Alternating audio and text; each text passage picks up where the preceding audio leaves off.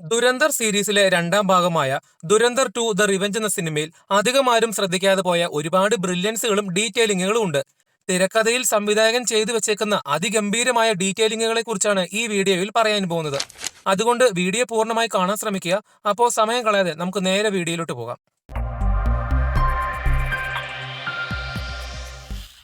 സിനിമയുടെ തുടക്കത്തിൽ രൺവീറിന്റെ ഹംസ എന്ന കഥാപാത്രത്തിന്റെ പാസ്പോർട്ടിലെ ഡേറ്റ് ഓഫ് ബർത്ത് ആയി കൊടുത്തിരിക്കുന്നത് 26/11 എന്നാണ്. ഇത് 2008 നവംബർ 26 മുംബൈ ആക്രമണത്തിന്റെ ഡേറ്റ് ആണ്. ദുരന്തറിന്റെ ആദ്യ ഭാഗത്തിൽ മുംബൈ ആക്രമണത്തിന്റെ രംഗങ്ങൾ ഭയാനകരമായി കാണിച്ചിരുന്നു. അതിന്റെ പ്രതികാരവും കൂടിയാണ് ഈ സിനിമ. സിനിമയുടെ തുടക്കത്തിൽ രൺവീറിന്റെ കഥാപാത്രം തന്റെ പെങ്ങളെ തട്ടിക്കൊണ്ടു പോയവർക്കെതിരെ ഫൈറ്റ് ചെയ്യുന്ന ഒരു രംഗത്തിൽ അദ്ദേഹം നിൽക്കുന്നതിന്റെ പിറകിലായി തീയാൽ കറങ്ങുന്ന ഒരു ചക്രം കാണിക്കുന്നുണ്ട്. ഒരു മാസ് ലുക്ക് കിട്ടാൻ വേണ്ടി വെറുതെ കൊടുത്ത ഒന്നായിരുന്നില്ല അത്. പകരം ഭഗവാൻ ശ്രീകൃഷ്ണന്റെ കയ്യിലെ സുദർശന ചക്രത്തിന്റെ ഒരു റെഫറൻസ് ആയിരുന്നു അത്. സിനിമയുടെ ആരംഭത്തിൽ എഴുതി കാണിക്കുന്നത് ഭഗവാൻ ശ്രീകൃഷ്ണൻ അർജുനനോട് പറയുന്ന വാക്കുകളാണ്: തിന്മയെ ഉന്മൂലനം ചെയ്ത് ധർമ്മത്തെ സംരക്ഷിക്കുക എന്ന്. രൺവീറിന്റെ കഥാപാത്രം സിനിമയിൽ ചെയ്യാൻ പോകുന്നതും ഇതേ കാര്യം തന്നെയായിരുന്നു. അതുകൊണ്ടാണ് സുദർശന ചക്രത്തിന്റെ റെഫറൻസ് ആയി തീയാൽ കറങ്ങുന്ന ചക്രം കാണിച്ചത്. രൺവീറിന്റെ ഹംസ എന്ന കഥാപാത്രം അഫ്ഗാനിസ്ഥാനിലെ കാബൂൾ എയർപോർട്ടിൽ വന്നിറങ്ങുമ്പോൾ അവിടെ കാണുന്നത് അമേരിക്കയുടെ പട്ടാളക്കാരാണ്. അതിന്റെ കാരണം ആ സമയത്ത് അഫ്ഗാനിസ്ഥാനിൽ അമേരിക്കൻ അധിനിവേശമായിരുന്നു എന്നതിന്റെ ഡീറ്റെയിലിംഗ് ആയിരുന്നു.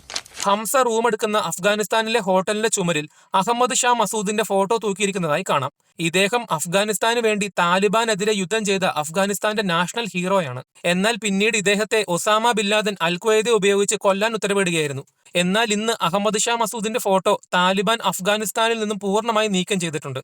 പാകിസ്ഥാനിലെ മേജർ ഇക്ബാലിനെയും അദ്ദേഹത്തിന്റെ അച്ഛനെയും കാണിക്കുന്ന സമയത്ത് അവരുടെ വീടിനകത്ത് കൂട്ടിൽ കിടക്കുന്ന 2 തത്തകളെ കാണിക്കുന്നുണ്ട്. അതിലെ ഒരു തത്ത മറ്റേ തത്തയെ എപ്പോഴും ഒച്ച വെച്ച് ശല്യപ്പെടുത്തിക്കൊണ്ടിരിക്കുന്നുണ്ട്. ഈ 2 തത്തകൾ മേജർ ഇക്ബാലിനെയും അദ്ദേഹത്തിന്റെ അച്ഛനെയുമാണ് ഉദ്ദേശിക്കുന്നത്. 1971 ഇന്ത്യ പാകിസ്ഥാൻ യുദ്ധത്തിൽ അയാൾ ഇന്ത്യക്കാരെ അങ്ങനെ ചെയ്തു ഇങ്ങനെ ചെയ്തു എന്നുള്ള വീമ്പിളക്കിയ കഥകൾ പറഞ്ഞ് തന്റെ മകനെ എപ്പോഴും കളിയാക്കുമായിരുന്നു. എന്നാൽ സിനിമയുടെ ക്ലൈമാക്സിൽ മേജർ ഇക്ബാല് തന്നെ എപ്പോഴും കളിയാക്കിക്കൊണ്ടിരിക്കുന്ന തന്റെ അച്ഛനെ കൊന്നതിനു ശേഷം ഏതു നേരം ഒച്ച വെച്ചുകൊണ്ടിരിക്കുന്ന ആ ഒരു തത്തയെ കൂട്ടിൽ കാണിക്കുന്നില്ല. പ്രശ്നക്കാരനായ അച്ഛൻ മരിച്ചു എന്നതിന്റെ ഡീറ്റെയിലിംഗ് ആണ് പ്രശ്നക്കാരനായ തത്തയെ കാണിക്കാത്തത്. എന്നാൽ നിങ്ങളൊരു കാര്യം ശ്രദ്ധിച്ചോ? മേജർ ഇക്ബാലിന്റെ മകൾ ശാരീരികമായി ബുദ്ധിമുട്ട് അനുഭവിക്കുന്ന കുറവുകളുള്ള ഒരു കുട്ടിയാണ്. ഇതിന്റെ കാരണം കസിൻ മാരേജ് ആണ്. ലോകത്തിലെ ഏറ്റവും കൂടുതൽ കസിൻ മാരേജ് നടക്കുന്നത് പാകിസ്ഥാനിലാണ്. മേജർ ഇക്ബാൽ തന്റെ കസിനെ വിവാഹം കഴിച്ചതിന്റെ അനന്തരഫലമാണ് തനിക്കുണ്ടായ ശാരീരികമായി കുറവുകളുള്ള ഈ കുട്ടി. ഇത് തിരക്കഥയിലെ ഒരു ബ്രില്യന്റ് ഡീറ്റെയിലിംഗ് ആയിരുന്നു. മേജർ ഇക്ബാലിന്റെ അച്ഛൻ എപ്പോഴും ഇല്ലാത്ത കഥയുണ്ടാക്കി പറയുന്ന ഒരു ക്രൂരനാണെന്നുള്ളതിന്റെ ഡീറ്റെയിലിംഗ് ആണ് മേജർ ഇക്ബാലിന്റെ മകൾ വരച്ച ചിത്രത്തിൽ അയാളെ കറുത്ത നിറത്തിൽ പെയിന്റ് ചെയ്തിരിക്കുന്നത്. സിനിമയുടെ തുടക്കത്തിൽ രൺവീറിന്റെ കഥാപാത്രം തോക്ക് വാങ്ങി തന്റെ നാട്ടിലേക്ക് പോകാൻ റെയിൽവേ സ്റ്റേഷനിലേക്ക് വരുമ്പോൾ ആ റെയിൽവേ സ്റ്റേഷന്റെ പേര് ചക്കി ബംഗ് എന്നാണ്. എന്നാൽ സിനിമയുടെ ക്ലൈമാക്സിൽ ഇതേ റെയിൽവേ സ്റ്റേഷനിൽ രൺവീർ വരുമ്പോൾ ആ സ്റ്റേഷന്റെ പേര് പത്താൻകോട്ട് എന്നാണ്. 2013 ചക്കി ബംഗ് റെയിൽവേ സ്റ്റേഷൻ പത്താൻകോട്ട് എന്ന പേരിലേക്ക് മാറ്റിയതിന്റെ അധികമാരും ശ്രദ്ധിക്കാതെ പോയ ഒരു ഡീറ്റെയിലിംഗ് ആയിരുന്നു അത്. സിനിമയുടെ തുടക്കത്തിൽ രൺവീറിന്റെ കഥാപാത്രം ട്രെയിനിൽ പോകുമ്പോൾ അദ്ദേഹത്തിന്റെ ഓപ്പോസിറ്റ് ഇരിക്കുന്ന ഒരു അമ്മയെയും ആൺകുട്ടിയെയും കണ്ട് രൺവീർ പെട്ടെന്ന് മുഖം മാറ്റുന്നുണ്ട്. ഇതേ രൺവീർ പാകിസ്ഥാനിലേക്ക് പോകുമ്പോൾ ബസ്സിനുള്ളിൽ വെച്ച് മറ്റൊരു അമ്മയെയും മകനെയും നോക്കി പുഞ്ചിരിക്കുന്നുണ്ട്. അവസാനമായി രൺവീർ തിരിച്ചു തന്റെ നാട്ടിലേക്ക് വരുമ്പോൾ ട്രെയിനിൽ വെച്ച് വേറൊരു അമ്മയെയും മകനെയും കണ്ട് ഇമോഷണൽ ആകുന്നുണ്ട്. ഈ 3 സ്ഥലത്തും രൺവീർ കാണുന്നത് തന്നെയാണ്.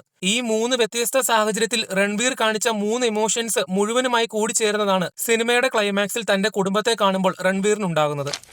റഹ്മാൻ ദക്കേത്തിന്റെ രൺവീർ കൊന്നതിന് ശേഷം റഹ്മാന്റെ ഭാര്യ രൺവീറിന്റെ മുഖത്തടിക്കുന്നുണ്ട്.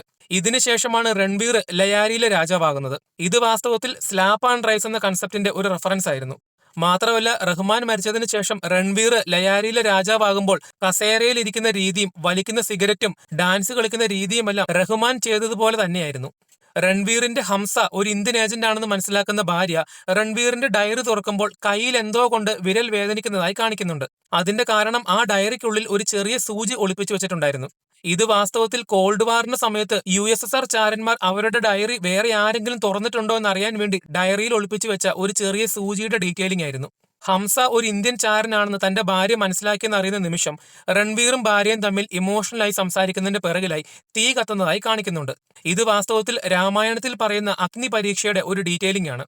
രൺവീറിന്റെ കഥാപാത്രം ഇപ്പോൾ ഒരു അഗ്നി പരീക്ഷയിലാണ്. ഒരു വശത്ത് തന്റെ രാജ്യം, മറുവശത്ത് തനിക്ക് നഷ്ടപ്പെടാൻ പോകുന്ന കുടുംബം. രാമായണത്തിലെ അഗ്നി പരീക്ഷയെ പോലെ തന്നെ വികാരനിർഭരമായ ഒരു നിമിഷമാണ് ഇതെന്ന് സൂചിപ്പിക്കാൻ വേണ്ടിയാണ് അഗ്നി പരീക്ഷയെ സിംബോളൈസ് ചെയ്യുന്ന കത്തുന്ന അഗ്നി അവർക്കിടയിൽ കൊണ്ടുവച്ചത്. സിനിമയുടെ ക്ലൈമാക്സിൽ പാകിസ്ഥാനിലെ ഓപ്പറേഷൻ കഴിഞ്ഞ് തിരിച്ച് നാട്ടിലേക്ക് പോകുന്നതിന് മുൻപായി രൺബീറിന്റെ കഥാപാത്രം താൻ വലിച്ചിരുന്ന സിഗരറ്റ് മുഴുവനുമായി നശിപ്പിച്ച് കളയുന്നതായി കാണിക്കുന്നുണ്ട്. അതെന്താണെന്ന് വെച്ചാൽ രൺബീറിന്റെ ജസ്കീറാത്ത് എന്ന കഥാപാത്രം ഒരു സിഖുകാരനാണ്. സിഖുകാരന്റെ വിശ്വാസപ്രകാരം ഒരിക്കലും പുകവലിക്കാൻ പാടില്ല. ഇത്രയും നാൾ പാകിസ്ഥാനിൽ ഹംസ എന്ന പേരിൽ തനിക്ക് ഒരുപാട് പുകവലിക്കേണ്ടി വന്നു. എന്നാൽ ഹംസ ഇപ്പോൾ മരിച്ചു. ഇപ്പോൾ മുതൽ താൻ പഴയ സിഖുകാരനായ ജസ്കീറാത്താണ്. അതുകൊണ്ടാണ് രൺബീർ തന്റെ കയ്യിലെ സിഗരറ്റ് മുഴുവനുമായി നശിപ്പിച്ചു കളഞ്ഞത്. അതോടൊപ്പം രൺബീർ കരഞ്ഞുകൊണ്ട് തന്റെ ഫാമിലി ഫോട്ടോ കത്തിക്കുന്നുണ്ട്. എന്നാൽ രൺബീർ ആദ്യം കത്തിക്കുന്നത് തന്റെ ഭാഗത്തു നിന്നാണ്. ഇതെന്തിനാണെന്ന് വെച്ചാൽ രൺബീർ ഒരു ഇന്ത്യൻ ചാരനായിരുന്നെങ്കിലും തന്റെ കുടുംബത്തെ ഒരുപാട് മിസ് ചെയ്യുന്നുണ്ട്. ഇനി ഒരിക്കലും അവരെ കാണാൻ പറ്റില്ല എന്ന് അദ്ദേഹത്തിന് നന്നായിട്ട് അറിയാം. ഫോട്ടോ കത്തിക്കുമ്പോൾ കുറച്ചു നേരമെങ്കിലും തന്റെ ഭാര്യയെയും മകനെയും തനിക്ക് കാണാലോ എന്നതുകൊണ്ടാണ് ആദ്യം തന്റെ ഭാഗത്തു നിന്നും രൺബീർ കത്തിച്ചത്. പാകിസ്ഥാനിൽ വെച്ച് രൺബീറിന്റെ ഹംസ തന്റെ മകനോട് പറയുന്നുണ്ട്, എന്നെപ്പോലെ ശക്തനാകണമെങ്കിൽ എല്ലാ ദിവസവും മുട്ട കഴിക്കണമെന്ന്. ഈ സിനിമയുടെ സംവിധായകനായ ആദിത്യ ധറിന്റെ ആദ്യ സിനിമയായ ഉറിയിൽ നായകനായ വിക്കി കൗശൽ കുട്ടിയോട് പറയുന്നുണ്ട്, ശക്തനാകണമെങ്കിൽ എല്ലാ ദിവസവും നീയും മുട്ട കഴിക്കണമെന്ന്. എന്താലേ. ഉറി സിനിമയും ദുരന്തറും തമ്മിൽ പലയിടത്തും കണക്ട് ആവുന്നുണ്ട്. ഉറി സിനിമയിൽ ഒരു ആർമി ഓഫീസർ വിക്കി കൗശലിനോട് പറയുന്നുണ്ട് തന്റെ ഭർത്താവിന്റെ പേര് ജസ്കീറാത്ത് സിംഗ് എന്നാണെന്നും അദ്ദേഹം പഞ്ചാബിൽ നിന്നുമാണെന്നും. Captain Jaskirat Singh Rangi, Seasoned Punjab Regiment. ഉറി സിനിമയിൽ പറയുന്ന ജസ്കീറാത്ത് തന്നെയാണ് ദുരന്തറിലെ രൺവീർ. ഉറി സിനിമയിൽ രാകേഷ് ബേദിയുടെ കഥാപാത്രം പാകിസ്ഥാനിലെ സീനിയർ ISI ഓഫീസറാണ്. എന്നാൽ ദുരന്തറിലേക്ക് വരുമ്പോൾ ഇതേ നടൻ പാകിസ്ഥാനിലെ പ്രധാന രാഷ്ട്രീയ പ്രവർത്തകനാണ്. രൺവീറും അളിയൻ കഥാപാത്രവും തമ്മിൽ ഫൈറ്റ് നടക്കുന്നതിനിടയിൽ രൺവീറിന്റെ മുഖം വികൃതമായി അളിയൻ കാണുന്നുണ്ട്. ചിലപ്പോൾ ഒരു പ്രേതമായും കാണിക്കുന്നുണ്ട്. ശരിക്കും ഇത് അളിയൻ കഥാപാത്രം അവിടെ കഴിച്ച മയക്കുമരുന്നിന്റെ ഓവർഡോസ് മൂലമുണ്ടായ ഹാലൂസിനേഷനാണ്. ദാവൂദ് ഇബ്രാഹിമിന് വിഷം കൊടുത്ത് തളർത്തി കളയുന്നത് ജമീൽ എന്ന ഇന്ത്യൻ ഏജന്റാണ്. തന്റെ ചർമ്മത്തിലൊട്ടിച്ച നേർത്ത പാടയിലൂടെയാണ് വിഷം ദാവൂദിന് അദ്ദേഹം കൈമാറുന്നത്. കയ്യിൽ പറ്റിയ വിഷം തനിക്ക് പകരാതിരിക്കാൻ വേണ്ടിയാണ് ആ ഒരു സീനിൽ എല്ലാവരും കൈകൊണ്ട് ഭക്ഷണം കഴിക്കുമ്പോൾ ജമീലിന്റെ കഥാപാത്രം സ്പൂൺ ഉപയോഗിച്ച് ഭക്ഷണം കഴിക്കുന്നതിന്റെ കാരണം. ദാവൂദ് ഇബ്രാഹിമിനെ കാണാൻ വേണ്ടി രൺവീർ അദ്ദേഹത്തിന്റെ മാളികയിലേക്ക് കയറി പോകുമ്പോൾ ഒരു വലിയ കൂട്ടത്തോട് ഒറ്റയ്ക്ക് പോരാടുന്ന സിംഹത്തിന്റെ ഫോട്ടോയിലേക്ക് നോക്കി രൺവീർ ചിരിക്കുന്നുണ്ട്. വാസ്തവത്തിൽ രൺവീർ പാകിസ്ഥാനിൽ എന്താണോ ചെയ്യുന്നത് അതിന്റെ ഒരു ഫോർഷാഡോയിങ് ആണ് ആ ഒരു ചിത്രം. മാത്രമല്ല സിനിമയുടെ തുടക്കത്തിൽ രൺവീർ ഒരു സിംഹമാണെന്ന് മാധവന്റെ കഥാപാത്രം പറയുന്നുണ്ട്. വിദേശ രാജ്യത്ത് വെച്ച് മാധവനും രൺവീറും തമ്മിൽ കണ്ടുമുട്ടുമ്പോൾ സ്ഥിരമായി സിഗരറ്റ് വലിക്കുന്ന ശീലമുള്ള മാധവൻ താൻ വലിച്ച സിഗരറ്റ് കുറ്റി അവിടെ കളയാതെ തിരികെ പോക്കറ്റിലിട്ടുകൊണ്ട് പോകുന്നുണ്ട്. ഇന്റലിജൻസ് ബ്യൂറോയുടെ ഡയറക്ടറായ മാധവന്റെ കഥാപാത്രം വളരെ രഹസ്യമായ കൂടിക്കാഴ്ചയ്ക്ക് വന്നിരിക്കുകയാണ്. മാധവൻ വലിച്ച സിഗരറ്റ് കുറ്റിയിലൂടെ അദ്ദേഹത്തിന്റെ ഫിംഗർ പ്രിന്റ്, DNA പോലുള്ള ഫോറൻസിക് ക്ലൂ ട്രാക്ക് ചെയ്യാൻ ശത്രുക്കൾക്ക് കഴിയും. അതൊഴിവാക്കാനാണ് അദ്ദേഹം സിഗരറ്റ് കുറ്റി നിലത്തിടാതെ പോക്കറ്റിൽ സൂക്ഷിച്ചത്. ഇന്ത്യയിലേക്ക് കടത്താനുള്ള കള്ളനോട്ട് പാകിസ്ഥാനിൽ വെച്ച് നശിപ്പിച്ച് അതിന്റെ പ്രധാനിയെ അവിടെ വെച്ച് കൊന്നതിനു ശേഷം കാണിക്കുന്ന രൺവീറിന്റെ ലുക്ക് ബാറ്റ്മാന്റെ റെഫറൻസ് ആയിരുന്നു. മാധവന്റെ കഥാപാത്രം അഗ്നി വഴിപാട് നേർന്നുകൊണ്ടിരിക്കുന്നതിനിടയിൽ രൺവീറിന്റെ കഥാപാത്രം ഫോണിൽ വിളിക്കുമ്പോൾ അതിൽ അൺനോൺ എന്നാണ് എഴുതി കാണിക്കുന്നത്. അൺനോൺ എന്നാൽ അജ്ഞാതൻ. പാകിസ്ഥാനിലെ തീവ്ര ചിന്തയുള്ള വ്യക്തികളെ അജ്ഞാതൻ കൊലപ്പെടുത്തുന്നുവെന്ന് വാർത്തയിൽ കാണുന്നത് തന്നെയാണ് രൺവീർ അവിടെ ചെയ്യുന്നത്. അതുകൊണ്ട് അജ്ഞാതൻ എന്ന പേര് രൺവീറിന് ചേരുന്നതാണ്. മാത്രമല്ല ആ സീനിൽ അഗ്നി വഴിപാട് നടത്തിക്കൊണ്ടിരിക്കുന്നതിനിടയിലാണ് രൺവീർ തീവ്ര ചിന്താഗതിയുള്ള വ്യക്തികളെ ഇല്ലാതാക്കുന്നത്. ഹൈന്ദവ വിശ്വാസം അനുസരിച്ച് അഗ്നി ആചാരത്തിന്റെ ആത്യന്തിക ലക്ഷ്യം അഹങ്കാരത്തിന്റെ കീഴടങ്ങലാണ്. ഇന്ത്യൻ ഏജന്റായ രൺവീർ പാകിസ്ഥാനിൽ ചെയ്യുന്ന അതേ കാര്യത്തിന്റെ ആശയമാണ് ഇവിടെ ഒരു ആചാരത്തിലൂടെ കണക്ട് ചെയ്ത് സംവിധായകൻ കാണിച്ചിട്ടുള്ളത്.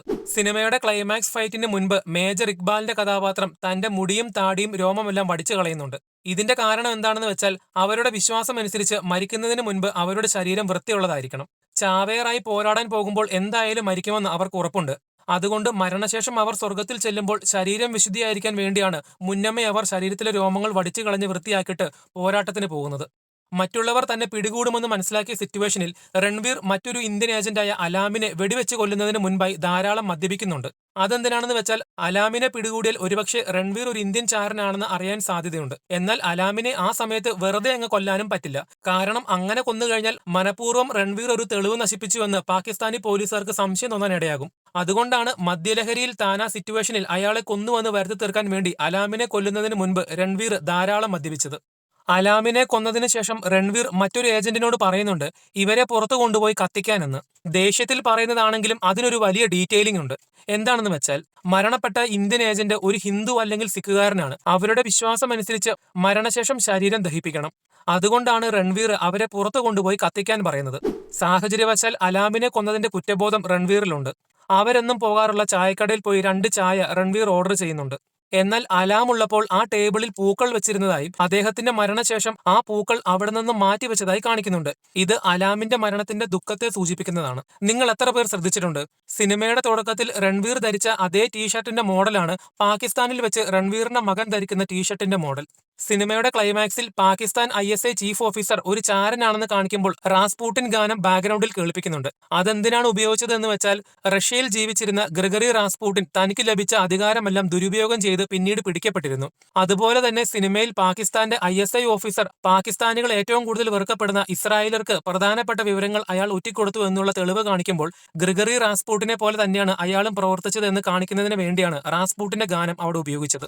സിനിമയുടെ ക്ലൈമാക്സിൽ വളരെ വർഷങ്ങൾക്ക് ശേഷം ഒരുപാട് സന്തോഷത്തോടുകൂടി ഇന്ത്യയിലേക്ക് മടങ്ങിയെത്തിയ ജസ്കീറാത്ത് പഞ്ചാബിലെ തന്റെ ജന്മനാട്ടിലേക്ക് മടങ്ങുന്നു. തന്റെ കുടുംബവുമായി നേരിട്ട് വീണ്ടും ഒന്നിക്കുന്നതിന് പകരം ദൂരെ നിന്ന് അവരെ നിരീക്ഷിക്കുകയും തന്റെ മരണത്തിന്റെ ആഘാതം അവർ മറികടന്നുവെന്ന് മനസ്സിലാക്കുകയും ചെയ്യുന്നു. ഒരു തുറന്ന കുറിപ്പോടെയാണ് സിനിമ അവസാനിക്കുന്നത്.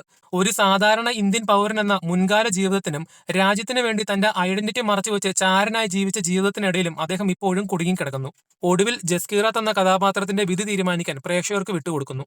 ഈ സിനിമയിൽ ഞാൻ പറയാൻ വിട്ടുപോയ നിങ്ങൾ കണ്ടെത്തിയ മറ്റ് ആശയങ്ങളുണ്ടെങ്കിൽ കമന്റ് ബോക്സിൽ ഒന്ന് പറയുക. വീഡിയോ നിങ്ങൾക്ക് ഇഷ്ടപ്പെട്ടെങ്കിൽ ചാനൽ സബ്സ്ക്രൈബ് ചെയ്യുന്ന കാര്യം ഒന്ന് പരിഗണിക്കുക. അപ്പോൾ അടുത്തൊരു വീഡിയോയുമായി വരുന്നത് വരെ ബൈ.